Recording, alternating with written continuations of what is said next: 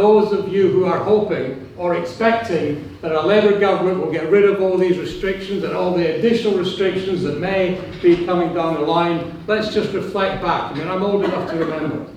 We had a Labour government for 13 years, between 1997 and 2010.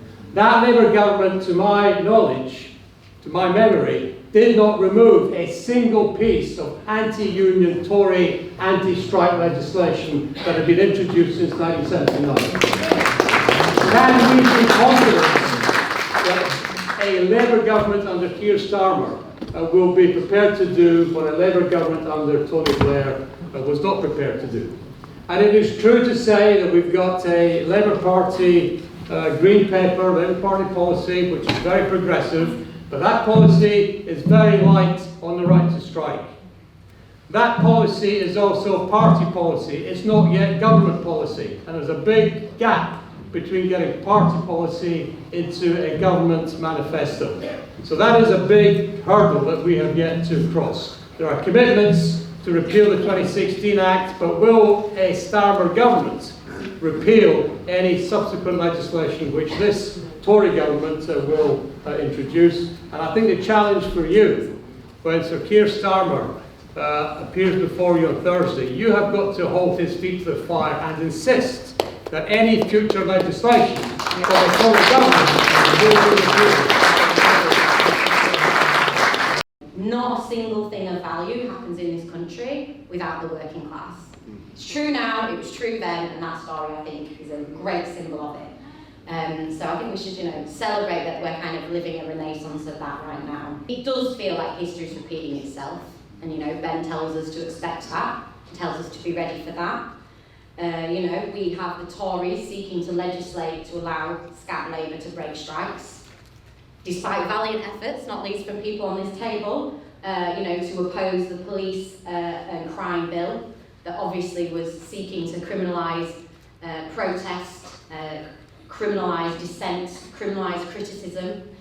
And obviously, we're seeing new attacks on trade unions. Our new authoritarian Prime Minister made it very clear that in her first 30 days she wanted to see even more draconian measures on an already over-legislated sector, if you want to call it that. But I think what I would say, and obviously there's going to be lots of people in this room who are engaged in a ballot, or in a union that's going to be engaged in a ballot. Now, I'm not suggesting that the laws that we have are fair, or we should internalise them, but they're here, and we can beat them. And the same sort of attitude and commitment and springing into action and determination and relentlessness that brought thousands of people to protest the Pentonville Five and that got them out, you need to bring that every day, now. When we're looking back at this era, whether it's in 5 years' time or 10 years' time, none of us want to be looking back with any regrets. And I said this earlier, no ifs. If you're in a ballot, not, I wish I'd done that, if only I'd called that person, if only we'd organised better. We have huge potential, and there is a moment happening in this country, but it's potential, and we all need to work harder than ever to organise in our sectors to make it a reality. So, up a minute before the bosses, bed a minute afterwards. Treating a ballot in your sector like it is a military operation. And talking to people. So we will beat these thresholds, and if we have to do things another way to beat whatever the Tories want to throw at us with this new legislation, we'll do that as well. But I am going to end with something similar to what Keith said. No political party is going to save us from this. And as it stands, the biggest promise I've seen from Keir Starmer is he's going to make ballots electronic. Well, great, we don't have to pay Civica loads of money then. I would say apologies Civica if you're in the room, but I'm really not sorry. It's really expensive. And we wouldn't have to plan our ballots around the CWU strike action, solidarity with the CWU. We can't rely on a political party to do that. We have to do it for ourselves, and we have to be unequivocal about our demands and not kind of trade things in the hope that we'll get something that we want from a Labour Party that at the minute has not really showed us that. But this isn't a way for the Labour Party, so let me move on. What I want to know, and I've done this earlier, so apologies if you've been in a Fringe with me already, is what everyone in this room is going to do about it. Because obviously some of us are in unions, and some of us are battling for action, and some of us are engaged in that. But really, it's about what we are going to do, what we are willing to do in our daily lives. So, Make some noise if you're going to support the RMT and every other rail worker, not just in their dispute, but in the nationalisation of railways. Make some noise if you want to see the CEO of Royal Mail turn out on his arse and evict him for the CTUF.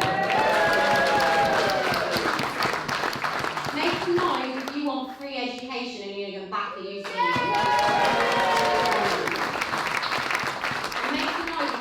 Everything possible in your union or community group. That's our role, right? No regrets. This is a huge moment. We are rising up. There is something happening. But we have to be really clear. This is ours. We are not taking a step back. We are only taking a step forwards. Thank you. The imprisonment of the Pentonville shop stewards that Sarah has mentioned resulted in a spontaneous walkout across the entire country, leading the TUC to call for a general strike, which prompted the courts to release the shop stewards the day after. That episode led to the defeat of the Industrial Relations Act, which the Tories had brought in the previous year. There were other disputes of significance as well, bright colour, working.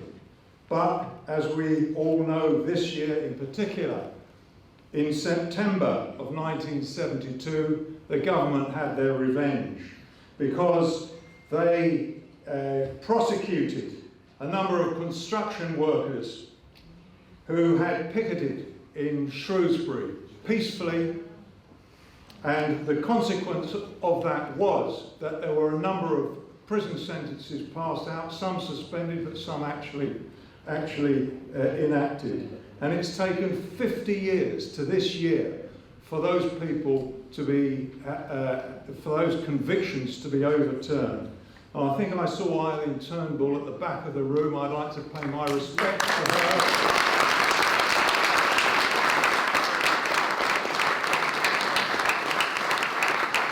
And to the campaign to free the Shrewsbury pickets. By the way, I am counsel for the unions in the undercover policing inquiry, and you know we discovered that they had an undercover police officer infiltrating the Shrewsbury 24 campaign. For what purpose? Nobody has any idea whatsoever, but it shows the long arm of the state. Now the 1970s, comrades, was in fact the best year for the working class in British history. Obviously not musically, but it was the most equal decade in terms of wealth. Wages took a share of the gross domestic product of Britain, which had averaged about just under 60% during the 1950s and the 1960s. But in 1975, it rose to 65.5% of the cake of income and wealth.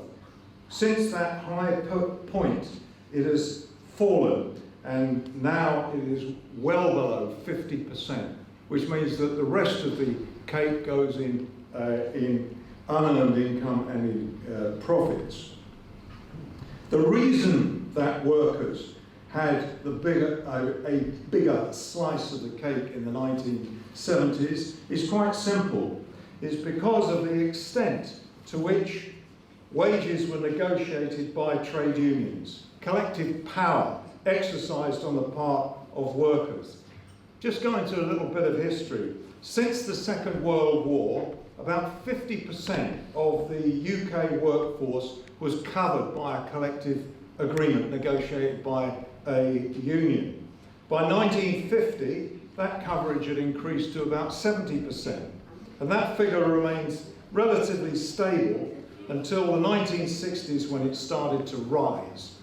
And by 1970, coverage was about 78% of all workers. By 1975, the year in which the biggest wage share was to be seen, collective bargaining coverage had risen to a peak of about 85%. That means more than 8 workers out of every 10 had the benefit of a collective agreement. But unfortunately, the 1970s ended with the election of Thatcher in 1979, dedicated to neoliberalism and the belief that trade unions and collective bargaining distorted the labour market. And it was as a consequence of putting that doctrine into practice that Thatcher introduced a whole range of anti-union laws, designed not so much to smash trade unions, but to smash collective bargaining. It was the exercise of collective strength that they wanted to stop, not the fact that people had membership cards to nice organisations like trade unions. And what has happened since 1979 is that collective bargaining coverage has declined dramatically. From that peak of 85%, it's now down to about 23% of workers, which means, of course, that 3/4 of our workforce have their terms and conditions set by employer diktat. They're completely at the mercy of the employers on a take it or leave it basis. So my thesis is, and I think the Institute of Employment Rights shares it, that we have to do something about the restoration of collective bargaining coverage. And in order to do that, we have to reverse the changes that brought about the destruction of collective bargaining. First and foremost, we have to repeal the anti-union laws. And what we need to put in their place, of course, is a system of legislation, a set of laws, which protect trade unions carrying out their fundamental function of defending the terms and conditions and enhancing the terms and conditions of their members. And the way in which this can be done is set out in enormous detail in publications of the Institute of Employment Rights, including rolling out the manifesto. And the principle is advocated in the Labour Party's New Deal for Working People. It was part of the 2017 and 2019 manifestos as well. But as Keith says, and Joe reiterated, it's absolutely crucial that we hold the Labour Party to its commitments that are set out in New Deal. I think you've got a copy of the new deal from Chulo on your seats. It's worth a read, because within it, it's not just about restoration of collective bargaining, it's also about laws on industrial action which comply with the minimum standards of the ILO, and that would free us up from a whole raft of restrictions. So I just wanted to say one more thing about the 23% of our workers who are subject to collective bargaining. This less than a quarter of our workforce are the only workers, of course, who have any say in setting their terms and conditions. But in reality, they are the only workers too who can conceivably exercise the right to take industrial action. Because you can't go on strike if you haven't got, if you're not in a position even to bargain collectively with the employers. And that's why those who can strike and are striking and are represented on our table this evening represent the entire working class in the fight against the wage cuts that are going on today, and those who can't work because they're pensioners or on universal credit. And it's that recognition amongst working people, working class people, that is what the unions are fighting for, which has resulted in so much support for those who are going on strike. And that is why, of course, the Tories, as Keith has outlined, are now proposing to introduce yet further restrictions on the taking of industrial action. So I say solidarity and respect for those who are taking industrial action, but let's just remember that this is only one front in the battle against capitalism. We need to link up and support all the other campaigns which are going on behalf of the renters, against climate change, on behalf of the disabled, and so on our communities, with the big organisations like Enough is Enough and the People's Assembly and so on. We have to join together to create a united front, a popular front, solidarity. I'm going to tailor my remarks to what I hope is a new Labour government. Not new Labour government.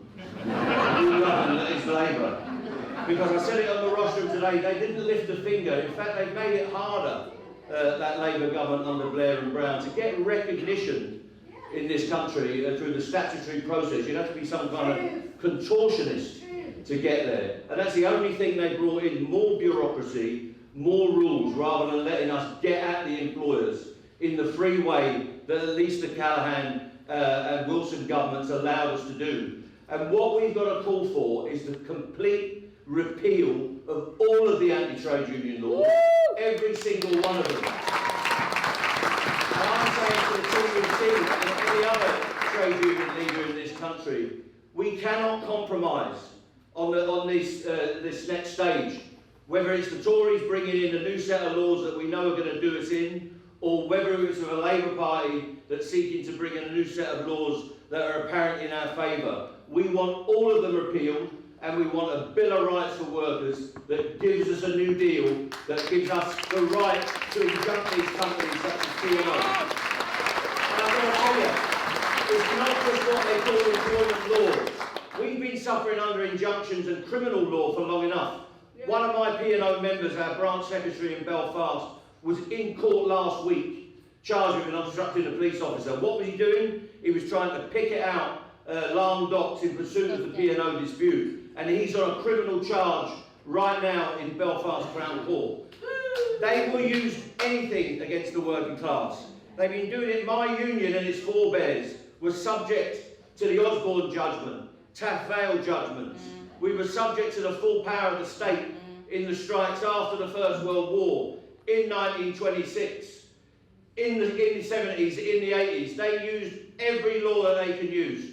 The Shrewsbury 24 representatives are sitting in the room. We know what they did to those prisoners. They didn't need the anti-trade union laws then, because they conspire and they get together in their clubs and in their organisations to do workers down at every opportunity they can take.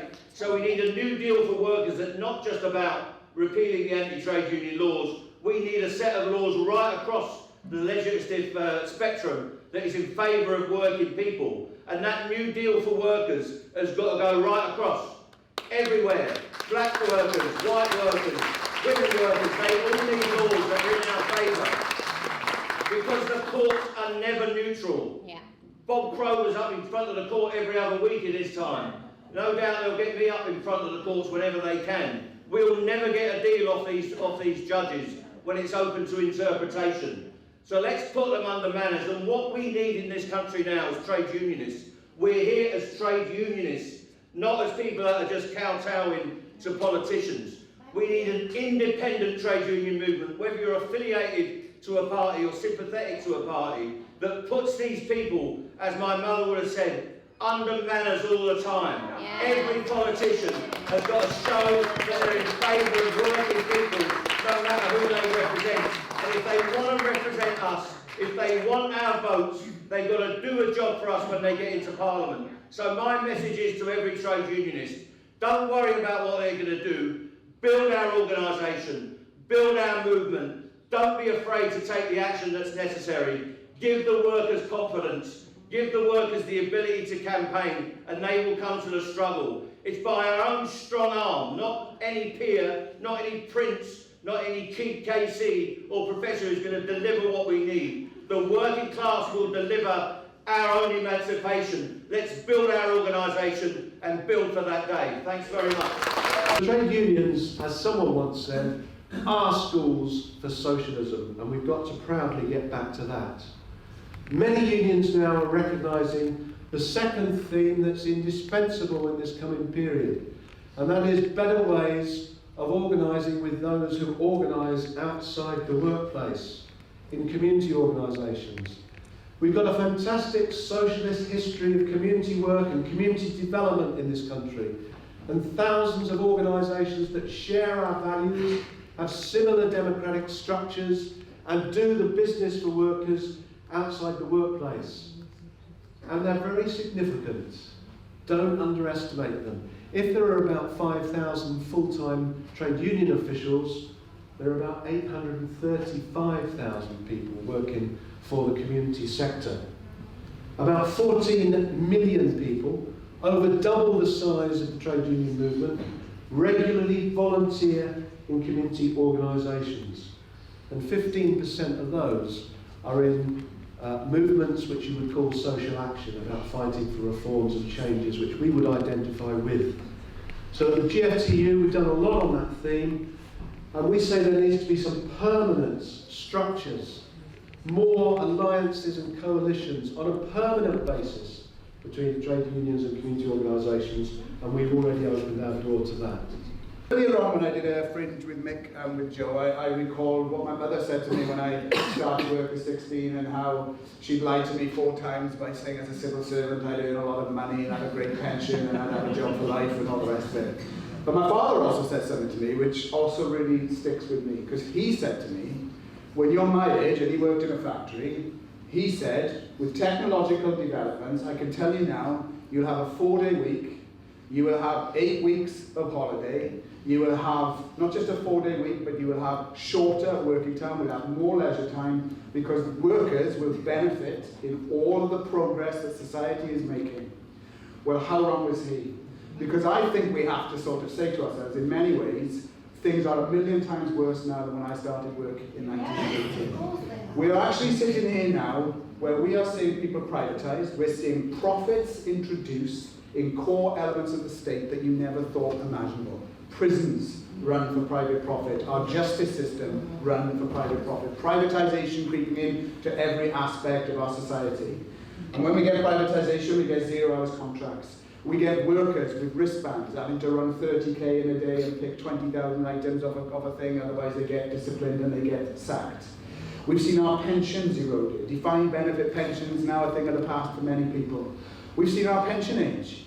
Our pension age is 67 and it's increasing. Our pension age, in my view, should be 60 and decreasing.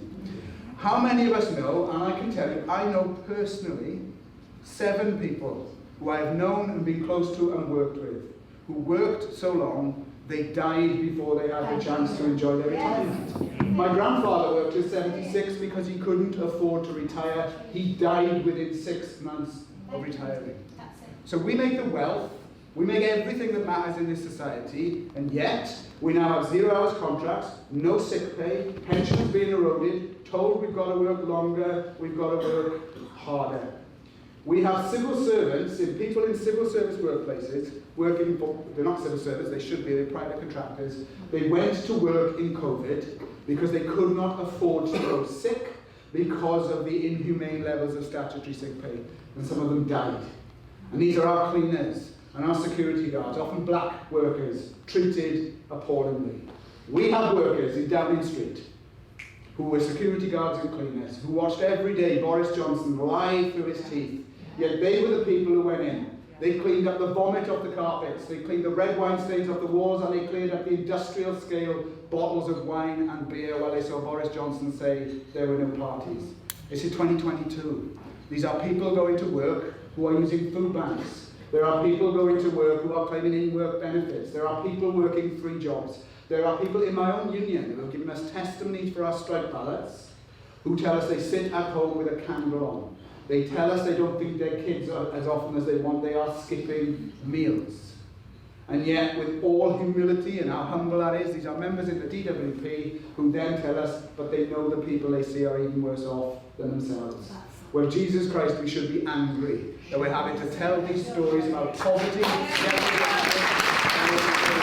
We want us to make a societal shift that takes us back to the days when people could tell me as a young kid, you'll have a 4-day week and you'll have lots of holidays, and we'll have a society where we can go to libraries, So I think that's what's at stake. And I'm just going to finish with this. The Tories know this as well, and capitalism knows it, which is why they have systematically sought to dismantle our movement, saddle us with laws, and try to isolate those unions who go on strike. That's a history of what we've seen over the last period. But I do believe we are at a turning point. I think Joe is absolutely right. We are at a moment where everything could change, and we could start seeing victories that become not just victories for UCU members and RMT members and PCS members, but they actually become the victories that can also become victories for the unemployed, struggling on the end of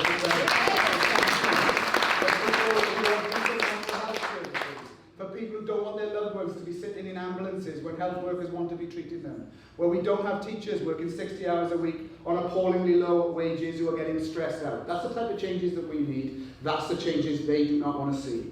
It is why the anti-union laws shackle us massively, but the ones they want to bring in will take us to whole new levels, where we will have to give a month's notice for strike action, where we'll have to ballot after every single one-day strike, where we'll have to put countless offers to members in order to tie us up in knots. And then they'll bring in minimum service levels. And I just want to agree with Mick and with Joe, right? What that is about is making strikes ineffective. The whole reason people lose pay is because they want to win, and if we are going along with any organised scabbing, by undermining our strikes, we are doing ourselves a disservice.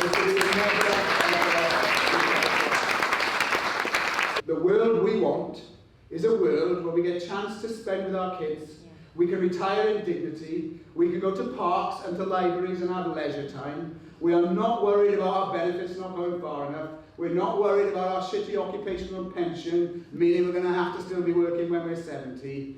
There is a world to win. That is what people at Pentonville fought for, and Shrewsbury, and the miners, and the printers, and the dockers, and the public servants. Let's make sure we win it. Yeah. We're workers. We know that they can't earn anything unless they get from us. That's why they exploit us in the first place. So what you see is the same pattern again and again and again of them ganging up with each other. The oligarchs, the greedies, the profit makers and that, who then go to their mates, the media, who say, look what our workers are doing to us. Make the workers look bad. So you get the media, run by oligarchs again, who then say, right, we're going to tell a story about how disgusting workers are and what they're bringing, how they're bringing the country down because they're responsible. Then they go to the politicians, their other mates, who need to get by on the donations that those same oligarchs from the media and to private companies are putting into their party. And they decide to put in anti-union laws, to legislate around our working terms and conditions. And then to top it off, they go to their other mates, that are usually in the judiciary, and they criminalise us. And we can see that happening again and again and again. It's happening today. I have always felt that I've had to shout loud, and I've got a big voice anyway, to make myself heard. And that's why I started with CAD at the beginning, in terms of looking at where we do include and exclude. And it's easily done because it's not in the foremost of your mind. I'm also going to return to the anti-racism being a verb, not a noun, because all workers are suffering, but I can guarantee you that the impact on black and minority, black majority, global majority people is always worse. Always we're almost measured by different metrics, more likely to lose your job, more likely to be in lower paid jobs. And if we're not addressing that, then we are actually leaving them behind. For us to say, we've just got to have like a working struggle and kind of race kind of adds on the end, can be really painful sometimes. We're all in it together, but we're all going to have other things that also impact us.